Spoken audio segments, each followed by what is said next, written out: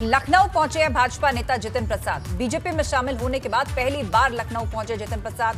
जितिन प्रसाद के स्वागत के लिए एयरपोर्ट पर कार्यकर्ताओं की भीड़ दिखी।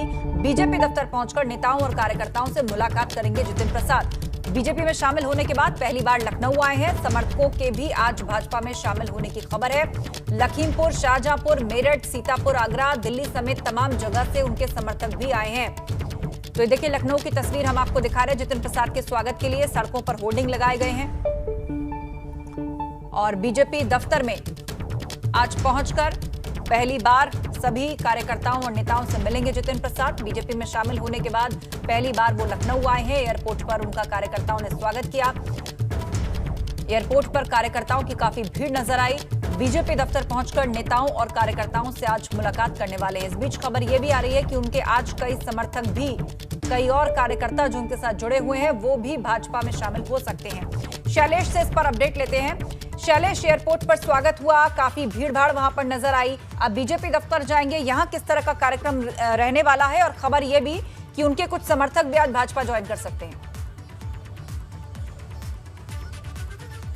आस्था, देखिए हम पहले एक जानकारी देना चाहेंगे कि जितिन प्रसाद अभी एयरपोर्ट नहीं पहुंचे। उनके समर्थकों का यहां आना शुरू हो गया है। जितिन प्रसाद की फ्लाइट जो है वो लगभग 1:30 बजे एयरपोर्ट पर आएगी और उसके बाद यहां से भाजपा दफ्तर जाएंगे। बहरहाल एयरपोर्ट पर समर्थकों का जमावड़ा लगा हुआ है, आप देख सकते हैं यहाँ पर। और ख़ास बात यहाँ पर जो ये समर्थक आए हैं इनमें अधिकतर वो हैं जो अभी कांग्रेसी हैं। अलग अलग ज़िलों से आए हैं, शाहजहांपुर, सीतापुर, मेरठ, आगरा, दिल्ली तक से आए हैं। फिलहाल ये कांग्रेसी हैं, लेकिन कुछ देर के बाद जब जितिन प्रसाद लखनऊ पहुँचेंगे, लेकर भाजपा दफ्तर जाएंगे, तो उसके बाद ये भी यहाँ आज भाजपा का दामन थामेंगे। वहाँ पर कार्यक्रम होगा। बात करते हैं कुछ लोगों से हम। क्या नाम है सर आप? प्रशांत शर्मा। प्रशांत जी कहाँ से आए हैं? मैं दिल्ली से आया हूँ। अच्छा प्रशांत जी, एक चीज़ जानना चाहेंगे, जितिन जी के स्वागत के लिए आप लोग पहुँचे हैं, अभी कांग्रेस के हैं या भाजपा के? अभी हम जतिन जी के हैं। जतिन जी आएंगे, जैसा उनका आदेश होगा वैसे हम हो जाएंगे। फिलहाल सदस्य किसके हैं, कांग्रेस के? ब्राह्मण चेतना परिषद। ब्राह्मण चेतना परिषद के। देखिए ब्राह्मण जो एक चेहरा माना गया है, जो जितिन प्रसाद जी को एक बड़े ब्राह्मण चेहरे के रूप में देखा जा रहा है, भाजपा ने उनको शामिल भी कराया है। तो यहाँ पर इनका कहना है ये जितिन जी के समर्थक है, जितिन जी के कार्यकर्ता है। आपका नाम? अनिल गर्ग, आगरा से आया हूँ। जितिन प्रसाद जी से 15-20 साल से जुड़ा हुआ हूँ, जब से ये यानी अभी तक कांग्रेस से जुड़े हैं? जी, कांग्रेस से जुड़ा था। मिनिस्ट्री में थे सर, तब भी जुड़ा था। आज छोड़ दिए, तब भी जुड़ा हूँ और अब आगे जैसा आदेश होगा वैसा करेगा। जाहिर सी बात है, आदेश तो भाजपा का ही, भाजपा के लिए ही होने वाला। तो आज भाजपा में शामिल हो? नहीं, वो कॉन्फिडेंटली कहेंगे कि आप ज्वाइन करिए बीजेपी, तो ज्वाइन करेंगे।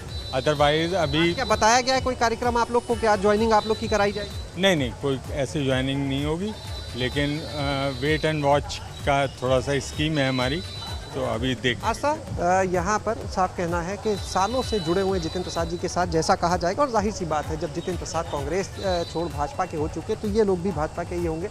आपका नाम?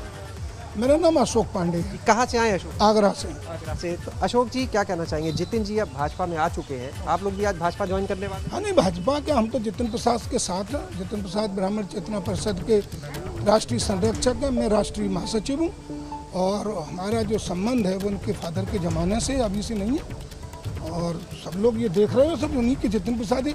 देखिए कहाँ से गाड़ियों का लंबा काफिला चला आ रहा है, सब जो भीड़।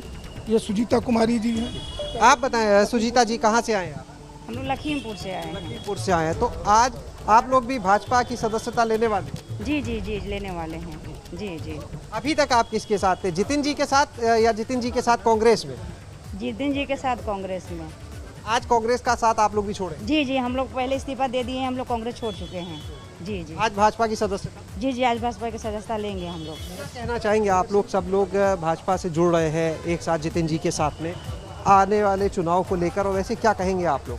नहीं, आने वाला चुनाव मंत्री जी के नेतृत्व में बहुत अच्छा रहेगा और पहले से भी उनका रहा है क्षेत्र में, तो बहुत खुशी की बात है और बहुत अच्छा है। मंत्री जी के आने से अच्छा प्रभाव पड़ेगा। कांग्रेस में आप लोग रहे तो कांग्रेस में क्या देखा आपने, सिर्फ जितिन जी की वजह से छोड़ा या कुछ और भी वजह रही? नहीं, जितिन जी की वजह से छोड़े। जी आशा यहाँ पर देख सकते हैं जितिन जी ने छोड़ा। और देखिए जब कोई बड़ा नेता पार्टी छोड़ता है तो उसके हज़ारों की तादाद में, लाखों की तादाद में जिसके जो समर्थक होते हैं, जाहिर सी बात है वो भी उनकी राह पर चल पड़ते हैं। इस तरह से ये नज़ारा यहाँ पर देखने को मिल रहा है। और यहाँ पर जितने लोगों को आप देख रहे हैं इनमें बड़ी संख्या में जो ब्राह्मण चेतना मंच जो चलाते हैं जितिन प्रसाद, उसके लोग यहाँ पर आप देख सकते हैं। दूर तक जहाँ तक नज़र जाती है आप देखिए यहाँ पर कई लोग हैं जो माथे पर टीका लगा हुआ है। ये सब लोग बड़ी संख्या में ब्राह्मण चेतना मंच से जुड़े हुए हैं। और आज यहाँ पर इंतजार हो रहा है जितिन प्रसाद का, क्योंकि भाजपा का हाथ थामने के बाद, कांग्रेस का साथ छोड़ने के बाद पहली बार जितिन प्रसाद आज लखनऊ पहुंचेंगे। यहाँ से सीधे प्रदेश कार्यालय जाएंगे, 1:30 बजे यहाँ एयरपोर्ट पहुंचेंगे, फिर प्रदेश कार्यालय जाएंगे। वहाँ पर प्रदेश के जो अध्यक्ष हैं स्वतंत्र देव सिंह, संगठन महामंत्री सुनील बंसल, इनके अलावा जो अन्य पदाधिकारी हैं उनके साथ में मुलाकात होगी। और पूरे एयरपोर्ट से लेकर पार्टी कार्यालय तक अगर हम बात करें, जगह जगह जितिन प्रसाद के स्वागत को लेकर समर्थकों की तरफ से, कार्यकर्ताओं की तरफ से होर्डिंग्स लगे हुए साफ देखे जा सकते हैं। बिल्कुल, तो तैयारियां तेज है, हलचल पूरी है और जितिन प्रसाद के स्वागत के लिए इंतजार हो रहा है। बड़े संख्या में कार्यकर्ता जो है वहां इकट्ठा होना शुरू हो गए हैं। और आपने जानकारी दी कि 1:30 बजे उनकी फ्लाइट पहुंचेगी लखनऊ। शैलेश, आप जुड़े रहिए, आगे भी हम आपसे अपडेट लेंगे खबरों पर। बहरहाल इस खबर पर हमारी नजर बनी रहेगी, लेकिन आपको बता दें कि अब से थोड़ी देर बाद संचारी रोग यानी कि कम्युनिकेबल डिजीजेस अभियान पर सीएम योगी की एक बैठक होने वाली है। संचारी रोग अभियान से जुड़े अफसरों संग बैठक करेंगे सीएम। इस बैठक में वर्चुअली शामिल होंगे सीएम योगी और अधिकारी। संवाद किया जाएगा। कम्युनिकेबल डिजीजेस को रोकने के लिए जो अभियान पूरे उत्तर प्रदेश में चल रहा है, इसकी अवेयरनेस को बढ़ाने के लिए कैसे इससे निपटा जाए, कैसे इसका मैनेजमेंट किया जाए, इस बैठक में वर्चुअली शामिल होंगे सीएम योगी और तमाम अधिकारी। कुछ ही देर में संचारी रोग अभियान पर सीएम योगी की बैठक होने जा रही है। इस बैठक पर हमारी नजर बनी रहेगी।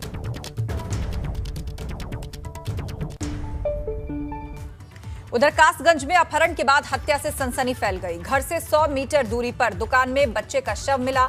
12 साल के मासूम अरफान की अपहरण के बाद हत्या कर दी गई। पोस्टमार्टम के लिए शव को भेजकर पुलिस जांच में जुटी हुई है। कासगंज में अपहरण के बाद सनसनी फैल गई। 12 साल के एक बच्चे की हत्या कर दी गई है। कहा यह जा रहा है कि पहले इस बच्चे को किडनैप किया गया और फिर इसकी हत्या कर दी गई। इस बच्चे की उम्र 12 साल है, जिसका नाम अरफान बताया जा रहा है। पोस्टमार्टम के लिए शव को भेजकर पुलिस आगे की जांच कर रही है। कल साय अपने घर से लापता था। परिवारीजनों की तहरीर के आधार पर 363 IPC का अभियोग पंजीकृत कर बच्चे की तलाश करने की कोशिश की गई। आज बच्चे का शव मिला। शव को कब्जे में लेकर पोस्टमार्टम हेतु परीक्षण के लिए भेजा गया है। पोस्टमार्टम रिपोर्ट और परिवारीजनों द्वारा जो साक्ष्य प्रस्तुत किया जाएगा, उसके आधार पर आवश्यक विधिक कार्रवाई की जाएगी। बड़ी खबर कानपुर से। सरकारी योजनाओं में घोटाले से जुड़ा ये मामला है। जिला समाज कल्याण अधिकारी के बाद अब रडार पर कई बाबू हैं। जांच रिपोर्ट में कई बाबू फर्जीवाड़े के दोषी पाए गए हैं। बाबुओं के अलावा कई अफसरों पर भी शिकंजा कसेगा। जिला समाज कल्याण अधिकारी को निलंबित किया गया है। तो जांच रिपोर्ट में कई बाबू फर्जीवाड़े के दोषी पाए गए। बाबुओं के अलावा अब कई अफसरों पर भी शिकंजा कसा जाएगा। जिला समाज कल्याण अधिकारी को इस मामले में निलंबित कर दिया गया है। उधर दिल्ली में यूपी बीजेपी संगठन को मजबूत करने को लेकर चर्चा हुई। जेपी नड्डा से मिले स्वतंत्र देव सिंह और सुनील बंसल। जेपी नड्डा से हुई मुलाकात में कई मुद्दों पर सहमति बनी है। बीजेपी में युवा और महिला मोर्चा का पद भरने पर सहमति बनी हुई है। यूपी में कई आयोग और अन्य पद भी जल्द ही भरे जाएंगे। जिला पंचायत चुनाव के बाद संगठन का विस्तार होगा। यूपी में जाट नेता को अहम जिम्मेदारी देने पर चर्चा की गई है। प्रभारी मंत्रियों को अपने क्षेत्र में ज्यादा समय देने के निर्देश दिए गए हैं। सरकार की उपलब्धियों को लोगों तक पहुंचाने का निर्देश दिया गया है।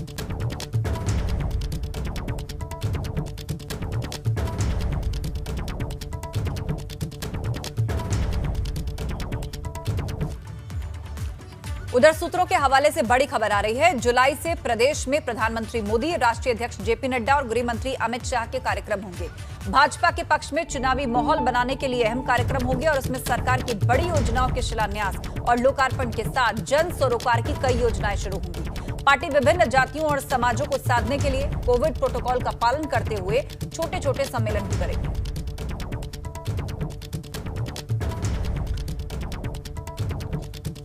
तो सरकार की कई अहम योजनाओं का शिलान्यास भी होगा। जन सरोकार की नई योजनाएं भी शुरू की जाएंगी। जुलाई में पीएम मोदी, गृह मंत्री अमित शाह और पार्टी अध्यक्ष जेपी नड्डा का यूपी दौरा होगा।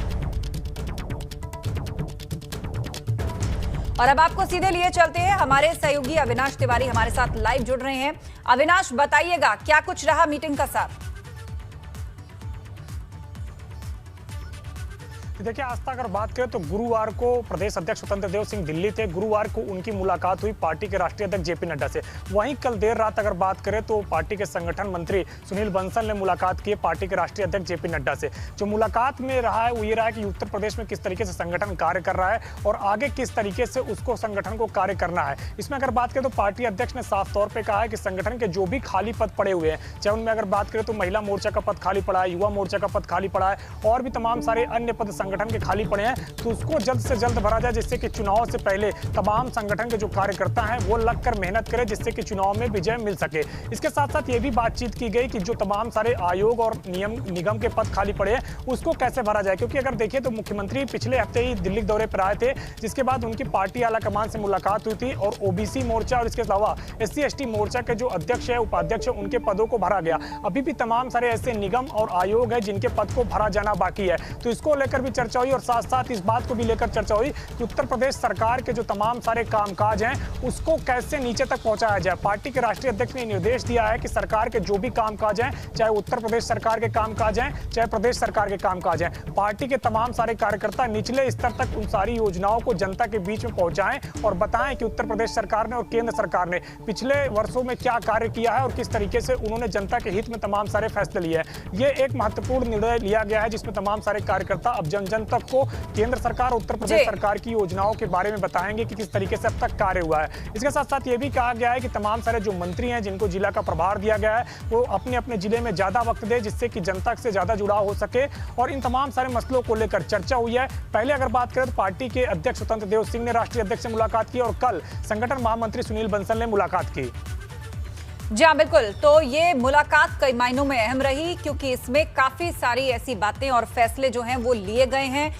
निगमों, आयोगों, संगठन में किस तरह से आगे कामकाज होगा, इससे जुड़े हुए फैसले लिए गए हैं। और अब रुख करेंगे शैलेश अरोड़ा का, लखनऊ से हमारे साथ जुड़ रहे हैं। शैलेश, जुलाई में जो दौरा होने वाला है पीएम मोदी का, जेपी नड्डा आएंगे, गृह मंत्री अमित शाह आएंगे, कहा जा रहा है कि कुछ नई योजनाओं का शिलान्यास हो सकता है, कई नई सौगातें दी जा सकती हैं, तो किस तरह की योजनाएं यहां पर हैं?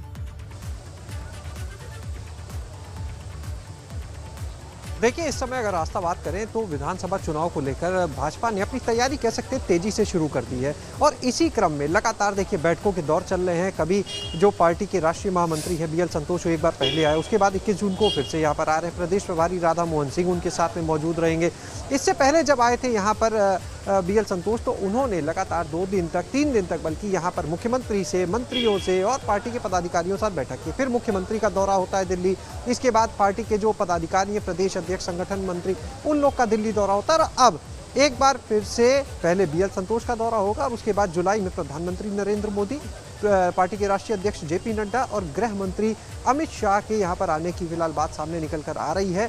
पार्टी के जो पदाधिकारी आधिकारिक रूप से ना बोले लेकिन तैयारियां चल रही हैं उनके आने की। और यहाँ जब वो आएंगे तो एक यहाँ पर देखिए कुछ छोटे सम्मेलन किए जा सकते हैं। जो अलग अलग जाति से जुड़े हुए लोग हैं, समाज से जुड़े लोग हैं, उनके विशेष रूप से अलग अलग सम्मेलन यहाँ पर किए जा सकते हैं कोविड प्रोटोकॉल का पालन करते हुए। इसके अलावा प्रदेश सरकार की कई योजनाएं, इसके योजनाओं का शिलान्यास हो सकता है, लोकार्पण हो सकता है, शुरुआत यहाँ पर हो सकती है। अगर बात करें योजनाओं की, देखिए अभी क्योंकि इसकी कोई पुख्ता जानकारी नहीं दी जा रही, लेकिन जो योजनाएं अगर हम बड़ी बात करें यहाँ की तो उसमें देखिए चाहे PM आवास योजना से जुड़े हुए कई काम हैं यहाँ पर जो पाइपलाइन में चल रहे हैं, लगातार बनने का काम चल रहा है। इसके अलावा बहुत सी और योजनाएं हैं जिनकी यहाँ पर शुरुआत कर सकते हैं, यहाँ पर आकर प्रधानमंत्री, गृह मंत्री या राष्ट्रीय अध्यक्ष से कराई जा सकती है। तो कुल मिलाकर देखिए एक मैसेज देना है विधानसभा चुनाव को लेकर 2022 के लिए कैसे ज़्यादा से ज़्यादा लोगों को जोड़ा जाए, बताया जाए कि आखिर जो वर्तमान भाजपा सरकार है वो प्रदेश के लिए क्या कर रही है, वो जनता के लिए क्या कर रही है। यही एक संदेश देना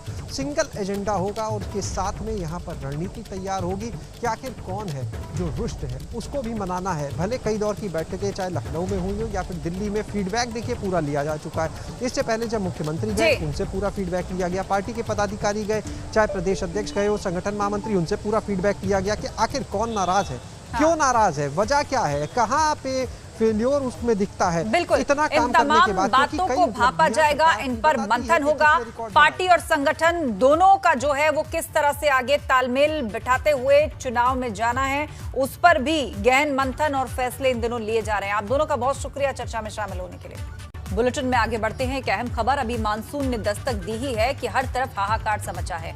जो तस्वीरें निकल के सामने आ रही है उन्हें देखकर ऐसा लग रहा है कि मानो जुलाई अगस्त चल रहा है, जब मानसून अपने पूरे जोर पर होता है। यूपी उत्तराखंड के कई इलाकों में कुछ दिनों से हो रही बरसात काफी मुश्किल पैदा कर रही है। नदियां उफान पर है, पहाड़ दरक रहे हैं और चिंताएं बढ़ती जा रही हैं। और ये देखिए किस तरह उत्तराखंड में आफतकाल चल रहा है। नदी का बहाव और उसका वेग देखिए कि इसके सामने जो भी आएगा सब कुछ बहा ले जाने की ताकत इस वक्त इसके वेग में नजर आ रही है।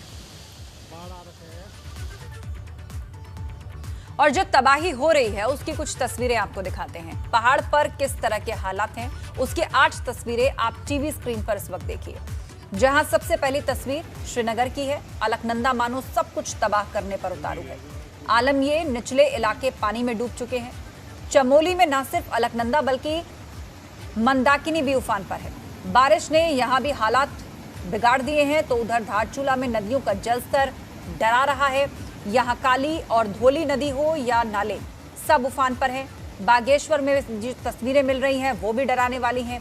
प्रशासन भी मुस्तैदी के साथ नजर आ रहा है। वहीं रुद्रप्रयाग में बारिश से बुरा हाल है।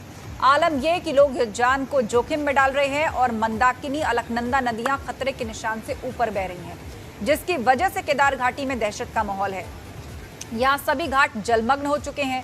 अल्मोड़ा का आलम कुछ ऐसा है कि यहाँ जटागंगा में लगातार पानी बढ़ रहा है और प्रशासन कुंभकर्णी नींद में सोया है। और बड़ी खबर इस वक्त बागपत से मिल रही है। सपा समर्थित जिला पंचायत सदस्य के भाई और 2 बेटों को हिरासत में लेने से रालोद कार्यकर्ता नाराज हैं। रालोद कार्यकर्ताओं ने इसे लेकर बिनौली थाने में धरना शुरू कर दिया है। कार्यकर्ताओं ने जिला पंचायत सदस्य महबूब आलवी और उसके परिवार को परेशान करने का आरोप लगाया। कार्यकर्ताओं ने तीनों को छोड़ने की मांग की। आपको बता दें, जिला पंचायत सदस्य और उसके परिवार के कई लोगों के खिलाफ कई केस दर्ज है। रालोद कार्यकर्ताओं ने जेल ले जाते समय तीनों आरोपियों को छुड़ाने की कोशिश की। पुलिस ने हल्का बल प्रयोग करके इनको खदेड़ दिया। नाराज कार्यकर्ताओं ने बड़ौत बिनौली मार्ग पर जाम लगाकर हंगामा किया।